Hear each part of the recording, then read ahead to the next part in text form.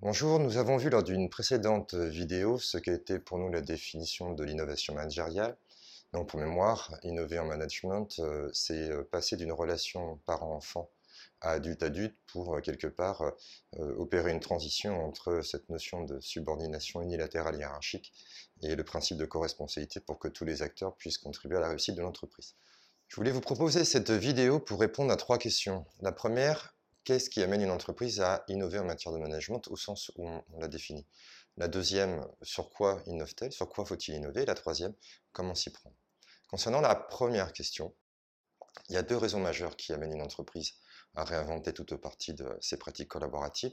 Soit c'est un motif par envie, donc là par exemple on a un dirigeant qui prend conscience de la nécessité d'améliorer la collaboration en interne, soit c'est un motif par dépit, donc c'est en réaction à une contrainte ou à un danger qui peut arriver. Concernant les 2 moteurs, il y a 2 types de moteurs. Soit ce sont des moteurs exogènes, c'est-à-dire que l'entreprise prend conscience, par exemple, qu'elle n'est plus adaptée à un environnement qui change tout le temps et qui est imprévisible. Ça peut être aussi un autre motif exogène, le fait d'être confronté à une concurrence, où là, elles prennent conscience de la nécessité de doper l'innovation de manière à être en capacité d'évoluer sur son marché et de se différencier de ce concurrent. Il y a aussi des motifs endogènes.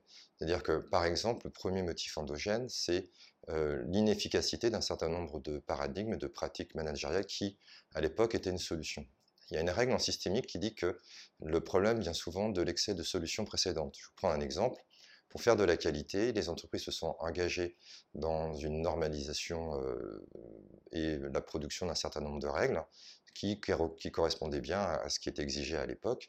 Mais à force de vouloir trop accentuer là-dessus, ce qui devait être de la rigueur est devenu de la rigidité et a mis les entreprises en difficulté parce que trop de règles dans un environnement en perpétuelle mutation est plutôt un frein qu'un moteur. Et puis récemment, depuis une dizaine d'années, on l'a vu dans la définition, les entreprises sont confrontées à de revendications de la part des collaborateurs. Il y a une dizaine d'années, c'était la revendication du bien-être et depuis le confinement, on s'aperçoit que de plus en plus de salariés revendiquent de l'autonomie, de la responsabilité, de pouvoir agir comme ils le souhaitent sur leur équilibre, vie privée, vie professionnelle. Et pour demeurer attractive, un certain nombre d'entreprises décident d'innover en matière de pratiques managériales pour que les personnes qu'elles souhaitent avoir eh bien, restent dans leur entreprise. Sur quoi innover? Jusqu'à présent, les innovations étaient très influencées par des modèles de réussite venus d'outre-Atlantique, tels que, par exemple, la direction par objectif, le brainstorming, le re-engineering, et les entreprises s'emparaient de ces modèles et se les appropriaient pour augmenter leur performance. Là, on voit bien que les innovations managériales sont de toute nature et surtout sont à l'initiative des entreprises elles-mêmes. Et en fait, ce qui se passe, c'est que il n'y a pas de règles, il n'y a pas de modèle. Les innovations sont propres à chaque entreprise au regard de leurs besoins, de leur culture, de leur organisation, etc. Par contre, nos 10 années d'expérience sur le sujet nous ont permis d'agréger, de regrouper ces innovations en 6 grands thèmes que nous avons appelés les 6 piliers que je vais vous présenter. Le premier pilier sur lequel peuvent innover les entreprises est la créativité. Si l'on considère qu'aujourd'hui la pérennité d'une entreprise repose sur sa capacité à innover de manière permanente, en plus de faire de l'amélioration continue, elle doit doper sa créativité.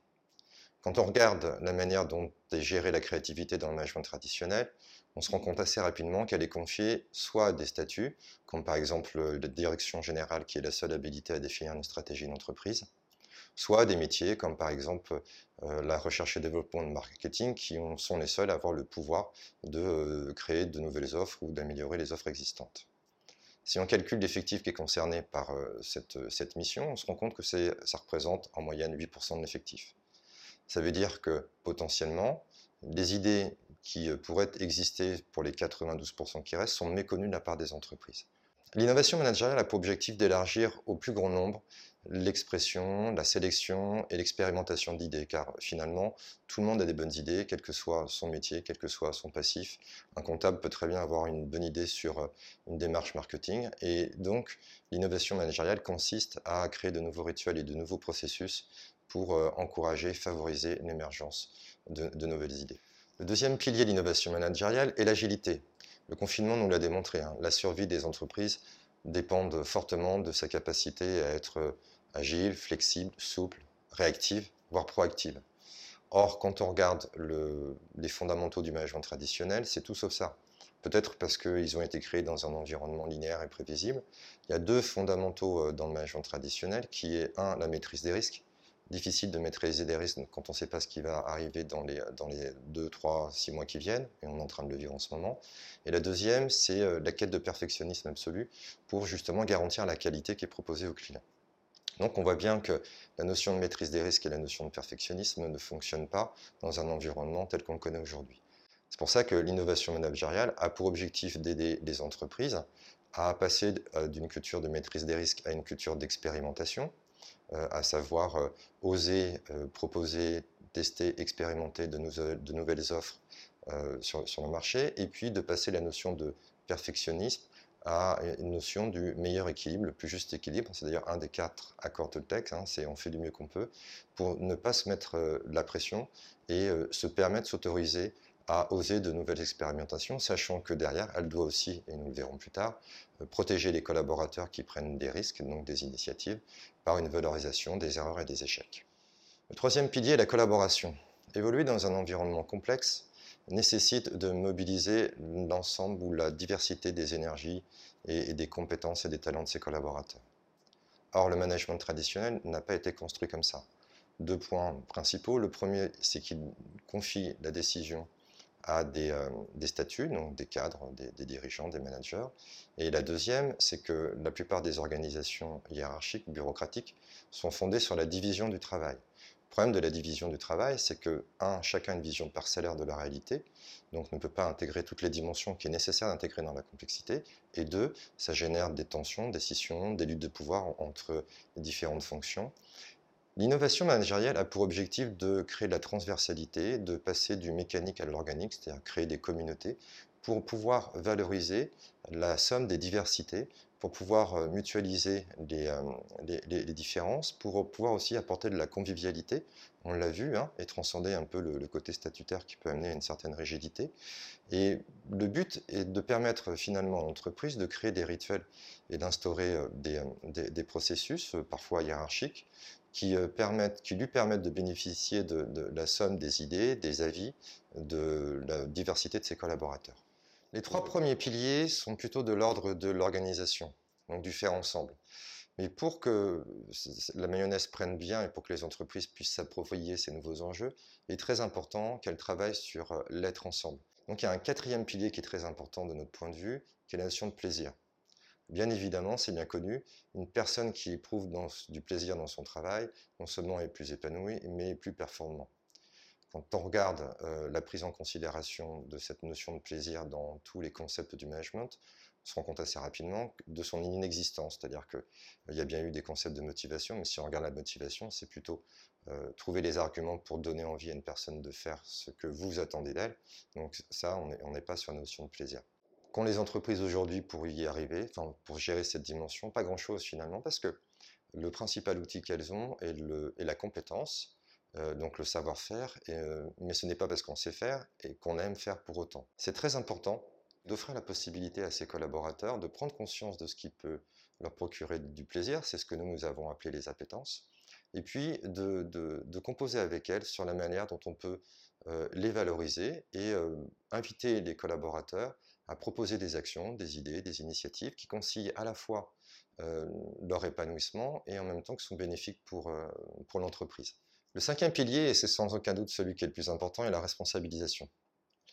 S'il y a une chose qui a mis en évidence le confinement, ce sont les bénéfices, à la fois pour les collaborateurs, mais aussi pour les entreprises, d'offrir plus d'autonomie, plus de liberté, plus de responsabilité aux collaborateurs. Et pour évoluer dans un environnement tel qu'on le connaît aujourd'hui, il est très important que les entreprises puissent avoir des collaborateurs engagés, et la notion d'engagement est sous-tendue par la notion de responsabilité. Quand on regarde les fondamentaux du management traditionnel, hiérarchique, on se rend compte qu'il a plutôt tendance à infantiliser qu'à responsabiliser, puisque la notion de subordination unilatérale et hiérarchique sous-tend qu'il n'y a que le chef qui est capable de décider, et le collaborateur, son rôle, c'est juste d'exécuter ce qu'a décidé celui qui a l'autorité. En psychologie sociale, il y a un phénomène qu'on appelle l'état agentique qui dit que lorsque un collaborateur propose des idées et que son manager les refuse, ou en tout cas garde le contrôle, le collaborateur a plutôt tendance à se désengager, à se déresponsabiliser. Donc, c'est pour ça que l'innovation managériale a pour objectif d'offrir plus d'autonomie, plus de liberté, plus de choix, notamment sur le comment, aux salariés pour leur permettre de devenir véritablement auteurs et acteurs de leur épanouissement personnel et professionnel et trouver les solutions qui leur conviennent le mieux, à la fois pour eux, mais aussi pour l'entreprise. Parce que je suis convaincu, nous sommes convaincus, que les gens sont des personnes responsables, que c'est le système qui les déresponsabilise un petit peu, même si je sais aussi qu'il y a beaucoup de personnes qui ne veulent pas de responsabilité. Et là, c'est à l'entreprise d'être en capacité de différencier ceux qui veulent les accompagner dans cette démarche et puis ceux qui préfèrent rester dans un mode de management qui est assez sécurisant, qui est assez confortable. Et en soi, ça, c'est pas un problème. Pour que les entreprises puissent s'approprier pleinement la culture de la co-responsabilité, il y a une condition indispensable qu'est la confiance. Sans confiance, il n'y a pas de saine et bonne relation humaine. Sans confiance, on ne peut pas travailler dans des bonnes conditions. Donc les entreprises vont devoir accompagner les collaborateurs pour renforcer à la fois la confiance en soi, la confiance aux autres, mais aussi créer les conditions pour apporter le maximum de sérénité dans un environnement qui a plutôt, on l'a vu avec la crise Covid-19, généré de l'anxiété chez beaucoup d'entre eux. Le management traditionnel n'est pas générateur de confiance, pour plein de raisons, je vais en prendre trois. L'opacité des informations, hein. Souvent des collaborateurs se plaignent de ne pas avoir accès aux informations. La division du travail est également un générateur de méfiance entre professionnels, entre métiers, et l'éloignement, la distanciation entre les managers, en tout cas les cadres dirigeants et les collaborateurs, est aussi facteur de défiance ou de méfiance. Donc l'innovation managériale a pour principal objectif de réinstaurer ou de préserver le climat de confiance. Le climat de confiance, c'est tout simplement amener chacun à croire en l'autre et lâcher prise pour pouvoir s'engager avec le maximum de sérénité dans les défis qui vont être relevés par les entreprises. Donc, je viens de vous présenter les 6 piliers. J'ai remarqué que la plupart des entreprises savent à peu près là où souhaitent progresser, évoluer, innover, réinventer un certain nombre de pratiques et ont plutôt tendance à tout de suite aller s'approprier de nouvelles pratiques. Des fois ça marche, des fois ça marche pas. Donc ça fait quelques années que nous étudions les raisons pour lesquelles dans certaines entreprises ça fonctionne et dans d'autres ça ne fonctionne pas. On s'est aperçu que, en fait, pour que les entreprises puissent s'approprier pleinement de nouvelles pratiques, hein, comme par exemple la déclaration des humeurs ou le fait que des collaborateurs décident de s'attribuer un montant promotionnel, ça nécessite de la part de l'entreprise de faire évoluer l'état d'esprit, donc de travailler sur de nouvelles postures. Ça, c'est le premier point. Mais ça nécessite aussi que l'entreprise réforme, peut-être pas en totalité, mais certains paradigmes, certains principes fondateurs du management.